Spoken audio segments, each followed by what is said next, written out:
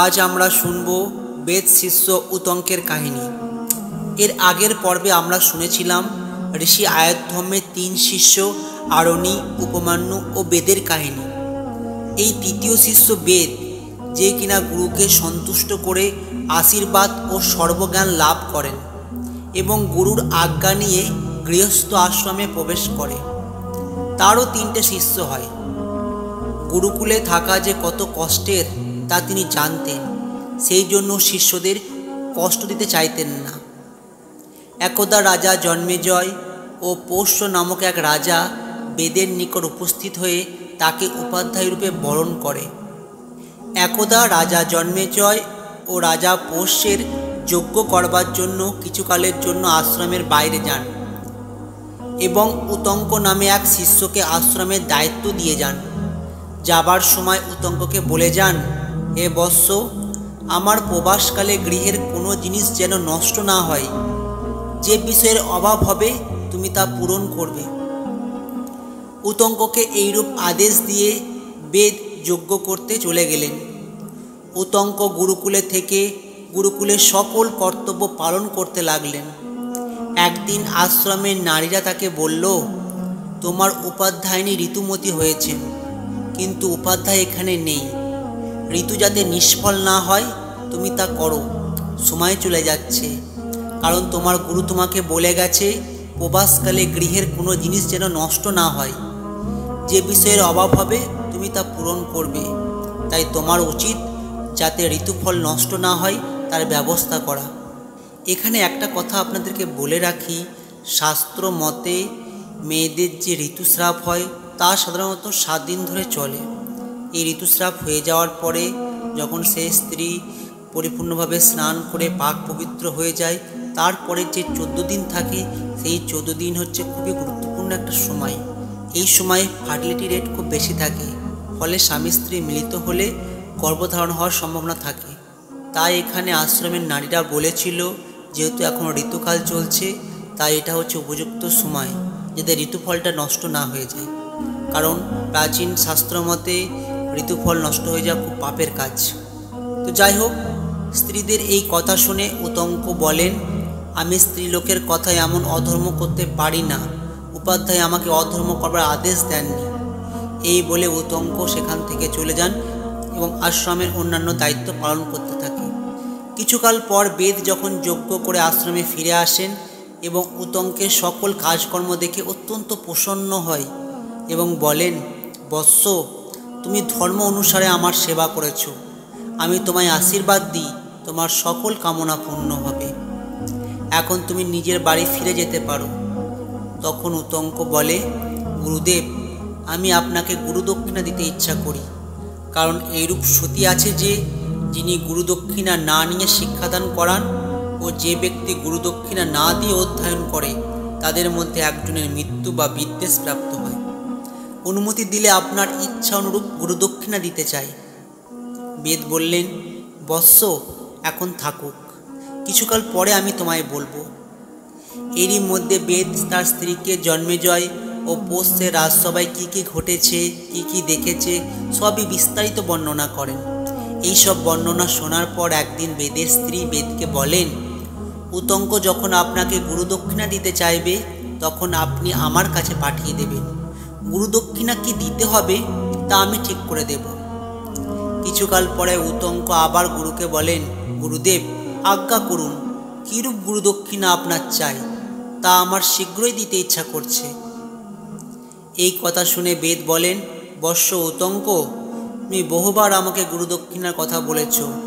অতএব তোমার উপাধ্যায়িনীকে জিজ্ঞাসা করো কি দিতে হবে। তার যা অভিরুচি হবে সেইরূপ গুরুদক্ষিণা নিয়ে এসো। উতঙ্ক উপাধ্যায়ের উপদেশক্রমে গুরুপত্নীর কাছে গিয়ে বললেন, মা, গৃহে যাইতে উপাধ্যায় আমাকে অনুমতি দিয়েছেন। আমি গুরুদক্ষিণা দিয়ে ঋণমুক্ত হতে চাই। আপনি বলুন কি দক্ষিণা দেব। গুরুপত্নী বললেন, বৎস, পৌষ্যরাজের ধর্মপত্নী, যিনি কিনা পরম ধার্মিক হওয়ার সাথে সাথে দিব্য শক্তির অধিকারিণী, তার দিব্য কানের দুল দুটি কিছুকালের জন্য নিয়ে এসে আমাকে প্রদান করো, যাতে আমি পূর্ণ ব্রত পালন করতে পারি। আগামী পুণ্যক ব্রত উপলক্ষে মহাসমারোহ হবে। সেই দিন এই 2 কানের পরে নিমন্ত্রিত ব্রাহ্মণদের আমি পরিবেশন করব। অতএব তুমি সত্তর গমন করো। এটা করিতে পারলে তোমার মঙ্গল হবে, অন্যথা মঙ্গল হওয়া সুকঠিন। গুরু ও গুরুপত্নীর কাছে আশীর্বাদ নিয়ে উতঙ্ক কানে দুল আনবার জন্য যাত্রা শুরু করলেন। দীর্ঘ সময় যাত্রা করার ফলে উতঙ্ক অত্যন্ত ক্লান্ত হয়ে পড়ে। সে যেন তার হাঁটার ক্ষমতা হারিয়ে ফেলে। তখন সে বারবার ভগবানের কাছে প্রার্থনা করে, হে ভগবান, আমাকে শক্তি প্রদান করো, আমি যেন রাজা পৌষ্যের স্ত্রীর কাছ থেকে কানে দুল এনে গুরুদক্ষিণা দিতে পারি। সে এইভাবে প্রার্থনা করতে করতে কোনো রকমে চলতে লাগলো। এমন সময় পথের মধ্যে প্রকাণ্ড এক ষাঁড় দেখতে পেল, যার ওপর এক বৃহদাকায় পুরুষ আরোহণ করেছিল। তিনি উতঙ্ককে আহ্বান করে বললেন, উতঙ্ক, তোমাকে খুব ক্লান্ত লাগছে, তুমি এই ষাঁড়ের গোবর ভক্ষণ করো, তোমার সমস্ত ক্লান্তি দূর হয়ে যাবে। উতঙ্ক এই কথা শুনে অত্যন্ত রাগান্বিত হলো, কিন্তু পুরুষ মানুষটি ও তার মুষ্টিকে দেখে এবং তার কথা শুনে উতঙ্কের মনের ভেতর কেমন যেন পরম প্রাপ্তির আভাস হলো। তাই অত্যন্ত রাগান্বিত হওয়া সত্ত্বেও শুধু অসম্মত জানিয়ে আবারও পথ চলতে শুরু করলো। তখন ওই পুরুষ পুনরায় তাকে বললেন, উতঙ্ক, তুমি মনের মধ্যে কোনো প্রকার বিচার না করে এই ষাঁড়ের গোবর ভক্ষণ করো, তবেই তোমার ক্লান্তি দূর হবে, আর তুমি অভীষ্ট লক্ষ্যে পৌঁছাতে পারবে। এই বলে ওই পুরুষটি সেখান থেকে চলে গেল। তখন উতঙ্ক ভাবল, যদিও এটা অখাদ্য, তবু খেয়ে দেখতে দোষ কী? যদি এটা খেলে আমার ক্লান্তি দূর হয়, আমার চলার ক্ষমতা বেড়ে যায়, আর আমার গুরুদেব ও গুরুমাতার কার্য দ্রুত সম্পূর্ণ করতে পারি, তাহলে আমি অবশ্যই এই অখাদ্য ভক্ষণ করব। এই বলে উতঙ্ক সেই ষাঁড়ের গোবর ভক্ষণ করল।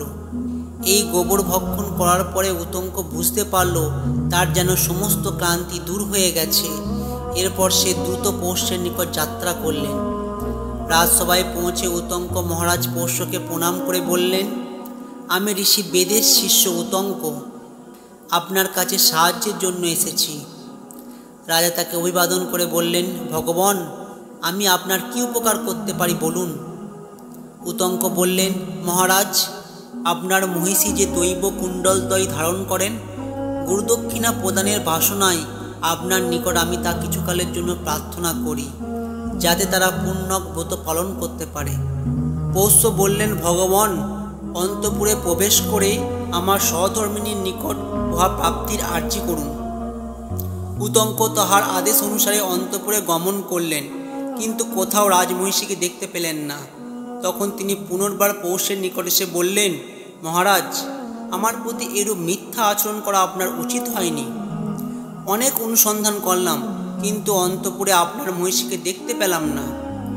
পৌষ্য ক্ষণকাল বিবেচনা করে তাহাকে বললেন, ভগবান, বোধ হয় আপনি অসুচি অবস্থায় আছেন। আমার সহধর্মিণী অতি পবিত্র ও পতিব্রতা, অপবিত্র থাকলে কেউ তাকে দেখতে পায় না। উতঙ্কের তখন স্মরণ হলো এবং সে বলল, এখানে শীঘ্র আসবার জন্য আমার ভালো করে মুখ ধোয়া হয়নি, সেই জন্য এই দোষ হয়েছে। উতঙ্ক তখন বসে হাত পা মুখ ধুলেন এবং 3 বার কুলুকুচি করে জল পান করে মুখ মুছলেন। অতঃপর অন্তপুরে গিয়ে মহিষীকে দেখতে পেলেন। শাস্ত্র মতে যদি আপনি খাবার পর ভালো করে মুখ না ধোন, তাহলে আপনি অপবিত্র হিসাবে বিবেচিত হবে। তাই আমাদের উচিত খাবার পর কম করে 3 বার কুলিকুচি করে ভালো করে মুখ ধোয়া। আর এটা বিজ্ঞানসম্মত, কারণ যদি আমরা ঠিক মতো করে কুলুকুচি করি, তাহলে মুখের মধ্যে যেসব খাদ্যের কণা থাকে সেগুলো সব বেরিয়ে যায়, তার ফলে মুখে দুর্গন্ধ হয় না। তো যাই হোক, এইভাবে উতঙ্ক পবিত্র হলেন। অতঃপর অন্তপুরে গিয়ে মহিষীকে দেখতে পেলেন। রাজমহিষী তাহার দর্শন মাত্র সত্তর উত্থিত হইয়া অভিবাদন করলেন এবং বললেন, ভগবান, আমি আপনার কি সেবা করতে পারি, আজ্ঞা করুন। উতঙ্ক বললেন, গুরুদক্ষিণা প্রদান করার উদ্দেশ্যে আপনার নিকট দৈব কুণ্ডলদ্বয় ভিক্ষা করতে আসিয়াছি, আমাকে তাহা দান করুন। উতঙ্কের প্রার্থনা শুনে মহিষী প্রীত ও প্রসন্ন হয়ে তৎক্ষণাৎ কান থেকে তার কুণ্ডলদ্বয় খুলে দিলেন এবং বললেন, আপনাকে এই দিব্য কুণ্ডল খুব সাবধানে নিয়ে যেতে হবে, কারণ অনেক কাল ধরেই নাগরাজ তক্ষক এই কুণ্ডলদ্বয় পাওয়ার চেষ্টা করছে। আরও পাতাল লোক থেকেই এর গন্ধ পেয়ে এর কাছে পৌঁছাতে পারে, অতএব সাবধানে নিয়ে যাবেন। উতঙ্ক বললেন, আপনি কোনোরূপ আশঙ্কা করেন না, আমি একে আমার প্রাণের থেকেও বেশি সুরক্ষিত রাখব এবং গুরুদেব ও গুরুমাতার কাছে অবশ্যই পৌঁছে দেব। কুণ্ডলদ্বয় প্রাপ্ত হওয়ায় উতঙ্ক অত্যন্ত সন্তুষ্ট হয়ে রাজা পৌষ্যের কাছে এলেন এবং বললেন, মহারাজ, অভিলাষ পূর্ণ হয় আমি অতিশয় খুশি হয়েছি। এবার আমায় আজ্ঞা দিন আশ্রমে যাওয়ার, যাতে আমি খুব শীঘ্রই গুরুদেব ও গুরুমাতাকে গুরুদক্ষিণা দিতে পারি। এই কথা শুনে পৌষ্য বললেন, ভগবান, সৎপাত্র সহজে পাওয়া যায় না, আপনি গুণবান অতিথি, ইচ্ছে হয় আতিথ্য করি, অতএব আপনি কাল নির্দেশ করুন কখন আপনারা আমি সেবা করব। উতঙ্ক বললেন, আমি এক্ষুনি প্রস্তুত আছি, আপনি অন্ন নিয়ে আসুন। অন্ন আনা হলে উতঙ্ক দেখলেন তার ঠান্ডা এবং তাতে চুল রয়েছে। এটা দেখে উতঙ্ক অত্যন্ত রাগান্বিত হলেন এবং বললেন, আপনি আমাকে অতিথি বলে স্বীকার করলেন আর অতিথিকে দূষিত অন্ন ভোজন করতে দিয়েছেন, অতএব আপনি অন্ধ হয়ে যাবেন। পোষ্য এইরূপ অভিশাপ শ্রবণ করে বললেন, আপনি নির্দোষ অন্নের দোষারোপ করলেন, অতএব আপনি নিঃসন্তান হবেন। উতঙ্ক তখন বললেন, একে তো অশুচি অন্ন দিয়েছেন, তার উপর আবার অভিশাপ দিচ্ছেন, এটা আপনার অনুচিত, দেখুন অন্ন অশুচি কিনা। তখন পোষ্য অন্ন নিয়ে দেখলেন তা স্পষ্টতই অশুচি। তখন তিনি উতঙ্কের কাছে ক্ষমা চাইলেন। উতঙ্ক বললেন, আমার বাক্য মিথ্যা হওয়ার নয়, আপনি অবশ্যই অন্ধ হবেন, কিন্তু শীঘ্রই আবার দৃষ্টিশক্তি ফিরে পাবেন, কিন্তু আপনি যে অভিশাপ দিয়েছেন তা হতে আমাকে মুক্ত করুন। রাজা বললেন, আমার ক্রোধ এখনও শান্ত হয়নি, অতএব অভিশাপ প্রতিসংহার করতে পারবো না।